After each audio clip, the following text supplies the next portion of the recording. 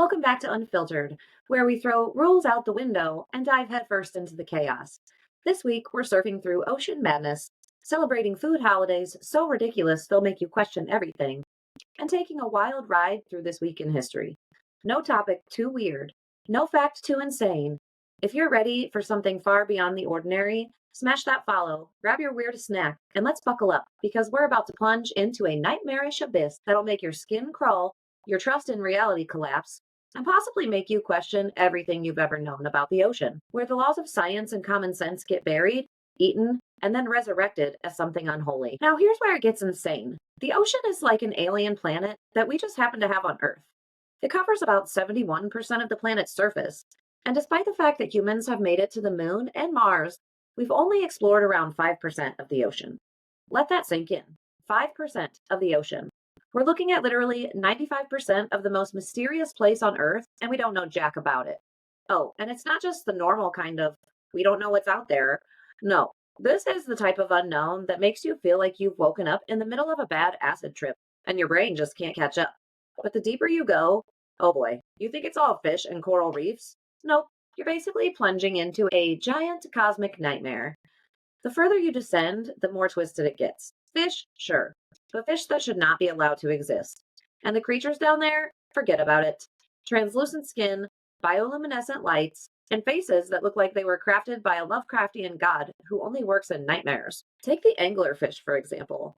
That thing looks like a sleep paralysis demon got lost and thought, I'm gonna be a fish now. Or the gulper eel. This monstrosity unhinges its jaw like it's auditioning for a cartoon villain, swallowing prey bigger than itself like it's been eating free buffet at the underworld. And let's not forget the faceless cusk eel. No, seriously, it just doesn't have a face. What in the actual fuck are we dealing with down there? It's like the ocean just said, fuck it, let's throw in some creatures that'll make humans never sleep again. Now let's talk about how much the ocean just loves to eat ships. We lose an average of one ship every 4.5 days. I'm not talking about little dinghies or pirate boats. We're talking massive, multi-million dollar vessels carrying billions of dollars in goods. These ships just vanish. No wreckage, no distress calls, nothing. Just gone. What is this, a mass burial ground for ships? The ocean has some serious issues with boundaries. And you think technology is helping? No. Once a ship sinks to a certain depth, modern technology can't track it, can't find it, and can't touch it. It's like the ocean has a secret bunker where it stores lost vessels, and no one is invited. Pirates, a rogue wave, maybe the ocean just felt hungry that day. Whatever the case, it's not normal. No, no, no. This is the kind of stuff that makes you stay up at night wondering if your cruise ship is going to be the next one to vanish without a trace. But okay, here's a mind melting moment for you. Have you ever heard of animal rain? Yes, it's a thing. In 2021, in Texarkana, Arkansas, people stepped outside and suddenly fish, falling from the sky, just like that. No, it wasn't some twisted biblical plague, but really might as well have been.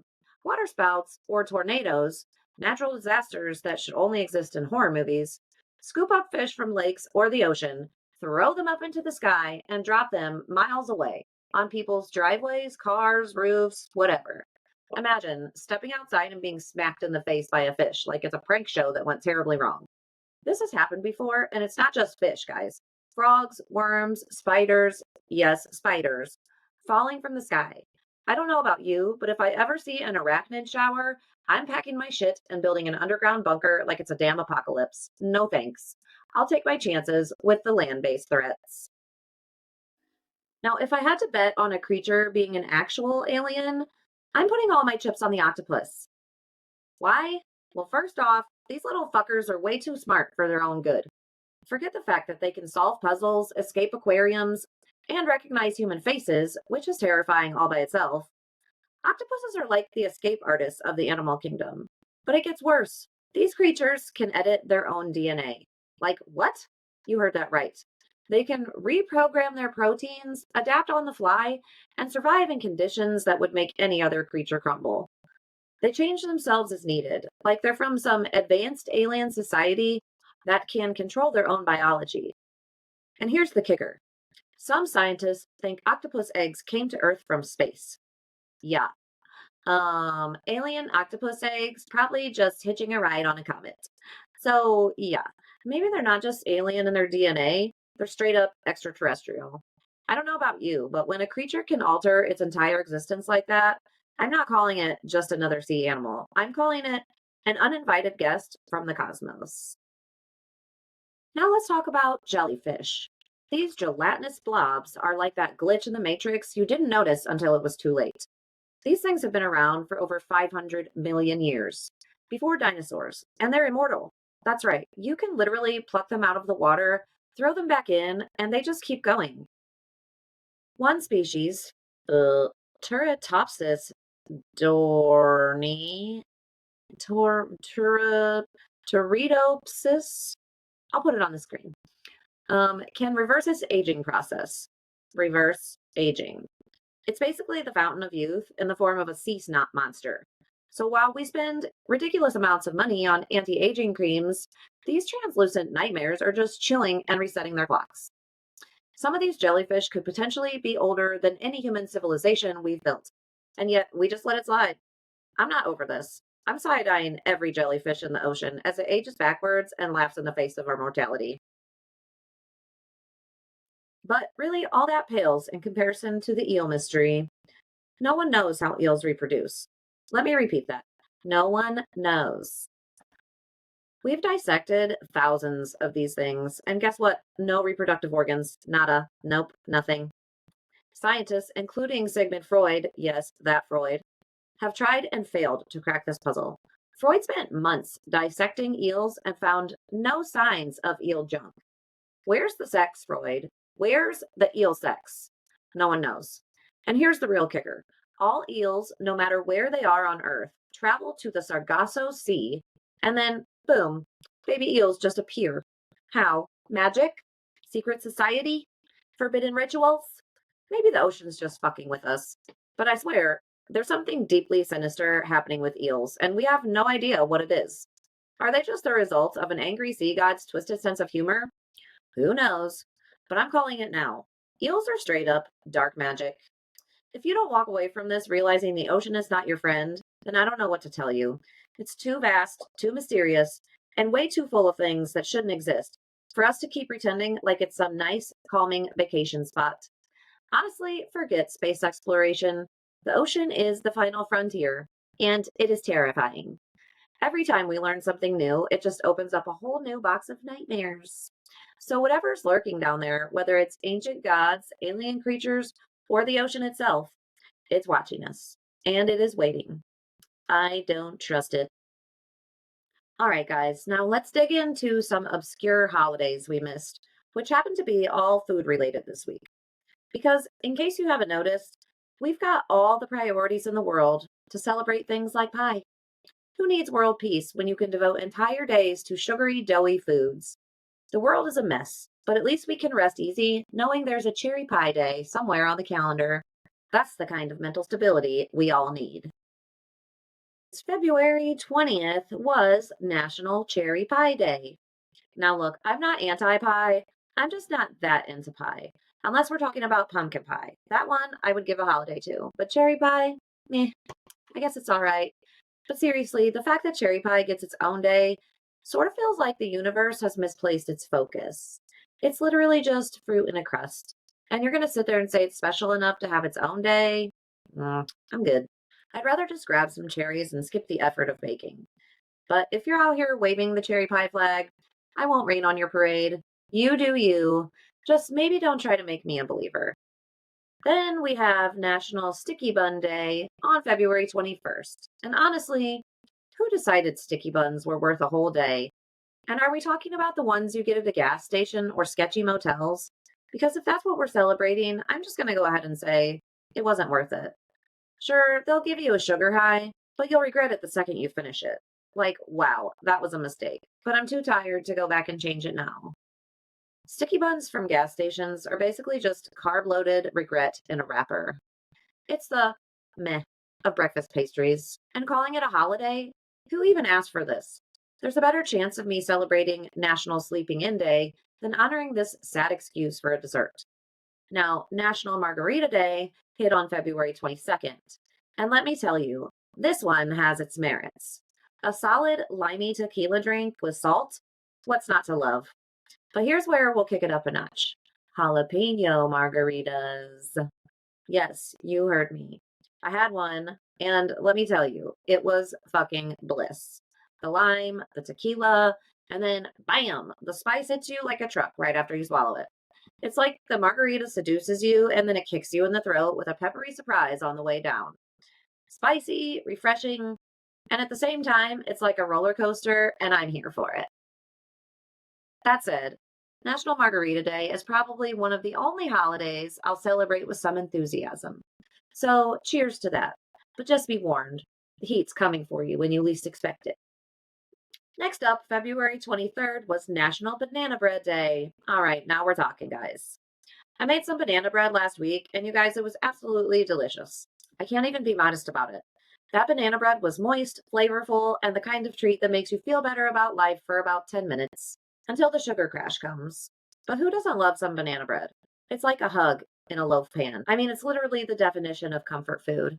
So, hey, if you're feeling a little extra adventurous and want to make your own, drop me a comment and I'll send you the recipe and we can bond over the carb-filled joy. I promise your life will be better for it, or at least your day will be. Then on February 24th, we had National Tortilla Chip Day. Listen, I will die for tortilla chips. I'm not even exaggerating. Mexican restaurants? Nah, I'm just here for the chips. Forget the tacos, forget the burritos. Just give me an endless basket of chips with all the dips. Salsa, queso, guac, bean dip, maybe even a random ranch dip if you're feeling crazy. Just put it in front of me and I'll devour it like it's my last meal. If the restaurant ran out of chips, I'd start side-eyeing the staff. Tortilla chips are like the whole reason I even leave the house some days. And I'm like fine with that. It's a treasure hunt for the perfect crunch, and I'll be damned if you're going to stop me from finding it. Then we had National Clam Chowder Day on February 25th. And can we please just stop pretending that clam chowder is a worthy contender in the soup world? I'm sorry, but I'm not here for a bowl of what can only be described as that is what clam chowder is. No amount of bread bowl can save it. It's thick, it's creamy, and let's be real, it's basically ocean flavored vomit. Maybe I'm just not that into seafood, but I mean, if you're into it, more power to you. You can have all the clam chowder you want. I'll just be over here trying to forget that soup ever existed in the first place. And then, rounding out the week, we have National Pistachio Day on February 26th. Look, I love pistachios. They're salty little golden treasures that make me feel like I'm getting away with something every time I eat them. But can we talk about the real issue? The price. Seriously, pistachios are priced like they're some kind of rare gem. The effort to crack open the little shells, then finally get to the good part, is enough to make you question your life choices. It's like you're doing manual labor for a snack. A delicious snack, but a luxury snack. At this point, I feel like I need to take out a loan just to buy a bag. It's either that or I go shellless and risk losing the joy of the process. Either way, pistachios are a whole damn vibe, just with a hefty price tag. So yeah, there you have it. All these weird food holidays, which, let's be real, aren't even that weird when you think about it. It's not about the food, it's about the fact that we've somehow decided we need to dedicate whole days to them.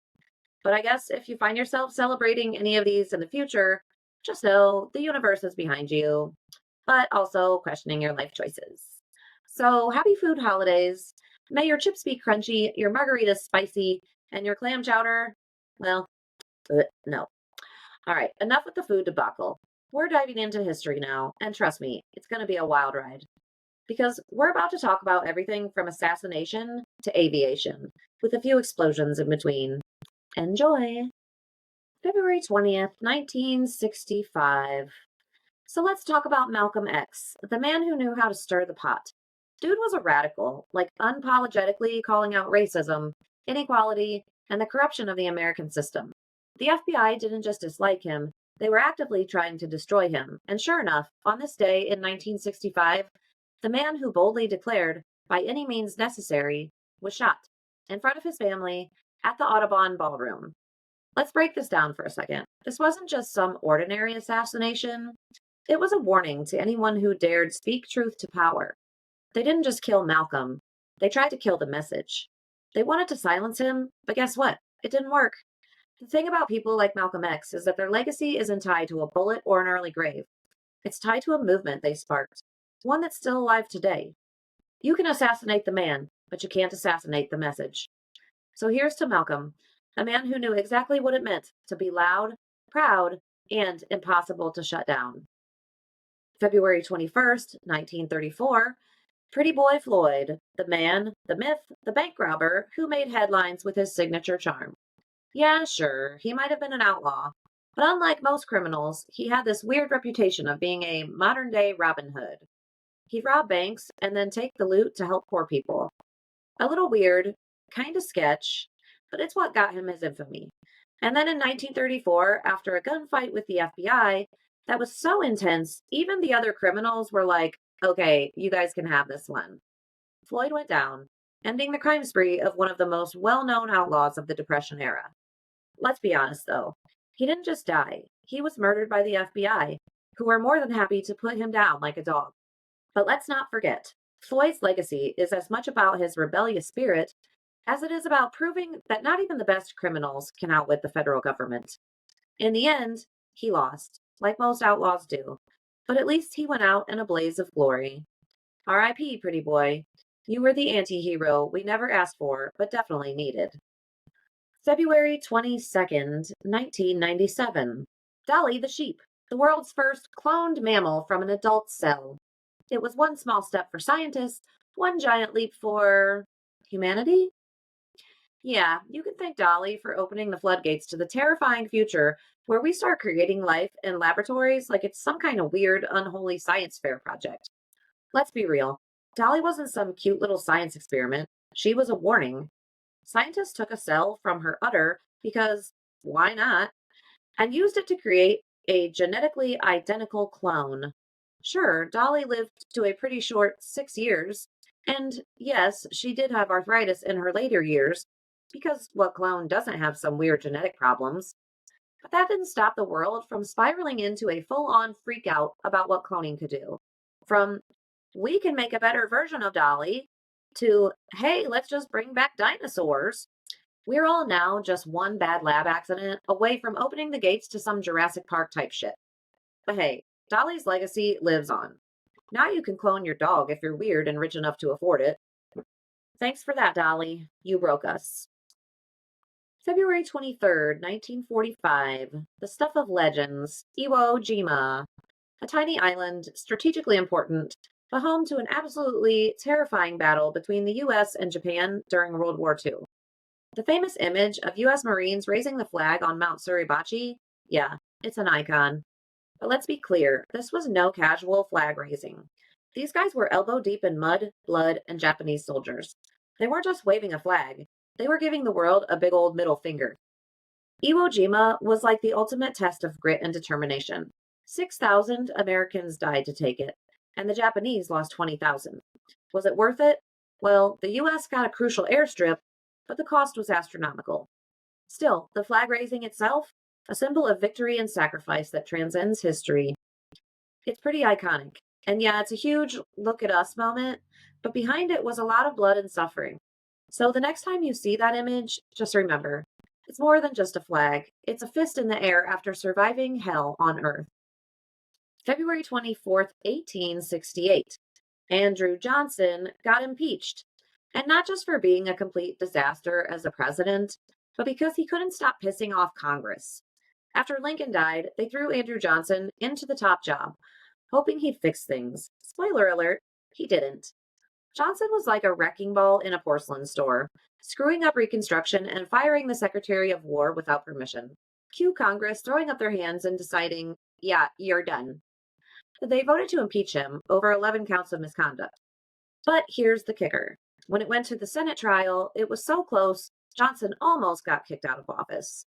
One vote was all that stood between him and being history's most awkward ex-president. In the end, they chickened out. Johnson stayed president for another year, but really, who could blame them for not pulling the trigger? They probably figured, let him stew in that mess he made.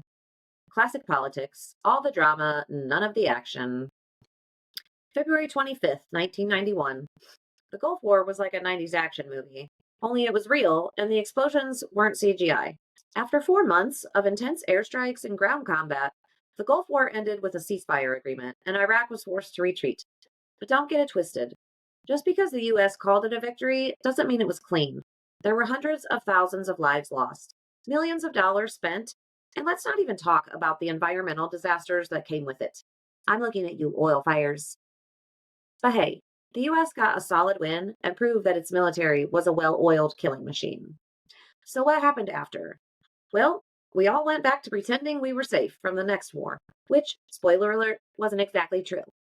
Because, as we've seen, the Middle East never really calms down after a US intervention. But hey, at least the 90s had some cool action movies to make us feel like everything was just fine. February 26, 1993. Oh, you thought we were done with the explosions? Think again. On February 26th, 1993, the World Trade Center was bombed in an attempt to bring down both towers. A truck bomb was detonated in the underground parking garage. And although it didn't destroy the buildings, it killed 6 people and left a hell of a lot of people seriously injured. But let's talk about how the bombing didn't just shake up the skyline, it shook up the entire country. It was a wake up call that terrorism was no longer something happening over there, but could happen right here in the heart of New York City. The perpetrators were eventually caught, but that bombing was just the beginning. 8 years later, the towers were brought down for real. So, yeah, this bombing was a harbinger of what was to come. But back in 93, we didn't know just how much it would really change the world. Well, and there you have it, guys. History isn't just a bunch of boring facts, it's a collection of wild ass moments that changed the world.